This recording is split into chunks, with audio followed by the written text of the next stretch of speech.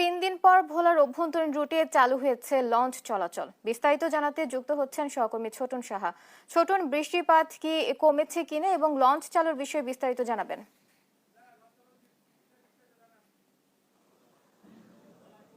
বুবলি, যেমনটি বলছিলেন, যেহেতু সমুদ্র নৌবন্দরে ৩ নম্বর এবং নৌবন্দরে ১ নম্বর সতর্কতা সংকেত থাকার কারণে কিন্তু গত ৩ দিন ধরে এই লঞ্চ চলাচল বন্ধ ছিল ভোলা লক্ষ্মীপুর সহ অভ্যন্তরীণ 10টি রুটে। তবে আজ সকালে আমরা যেমনটি জেনেছি, আবহাওয়া অধিদপ্তর থেকে এই সতর্কতা সংকেতগুলো নামিয়ে ফেলার কারণে কিন্তু আবার নতুন করে শুরু হয়েছে লঞ্চ চলাচল। এবং আমি রয়েছি ইলিশা ঘাটে। এই ঘাটের যে অবস্থা, যাত্রীরা কিন্তু ইতিমধ্যেই জেনেছেন যে লঞ্চ চলাচল শুরু হয়েছে এবং তারা এখানে এসে জড়ো হয়েছেন এবং লঞ্চ চলাচল শুরু হওয়ার ফলে যাত্রীরা কিন্তু ঘাটে এসেছেন এবং অনেক যাত্রী যারা জেনেছেন যে লঞ্চ চলাচল শুরু হয়েছে তারা গন্তব্যে আসার জন্য ঘাটে এসে ভিড় করছেন। এবং যে অন্যান্য রুট রয়েছে, অন্যান্য রুটেও কিন্তু একই অবস্থা।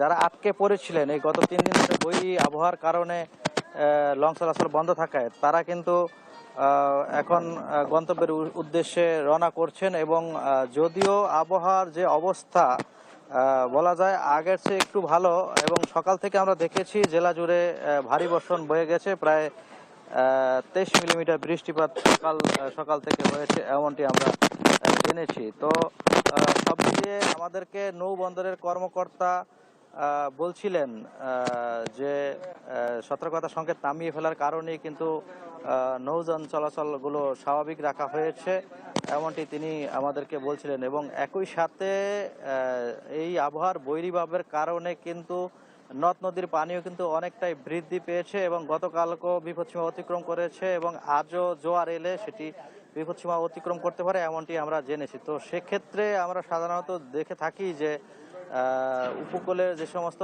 বাঁধের বাইরের জনপদ রয়েছে সেগুলো কিন্তু প্লাবিত হয় এবং সেখানকার মানুষ ভোগান্তিতে পড়েন। যদিও আবার ভাটা নেমে আসলে সে সমস্ত এলাকাগুলো আবার স্বাভাবিক হয়ে ওঠে। এবং একই সাথে এই নদীর পানি বৃদ্ধির ফলেও কিছু কিছু এলাকায় ভাঙনের তীব্রতা বেড়েছে বলে আমরা স্থানীয়দের কাছ থেকে জেনেছি। তো সব মিলিয়ে বলা যায় যে সময় যত বাড়ছে এই আবহাওয়া পরিস্থিতি ততই স্বাভাবিক হতে শুরু করছে, জনজীবনেও কিন্তু স্বাভাবিক অবস্থা ফিরে আসতে শুরু করছে। তো এ ছিল আমার কাছে 3 দিন পরে যে নৌযান চলাচল শুরু হয়েছে ভোলায় তা নিয়ে সর্বশেষ তথ্য। বুবলি।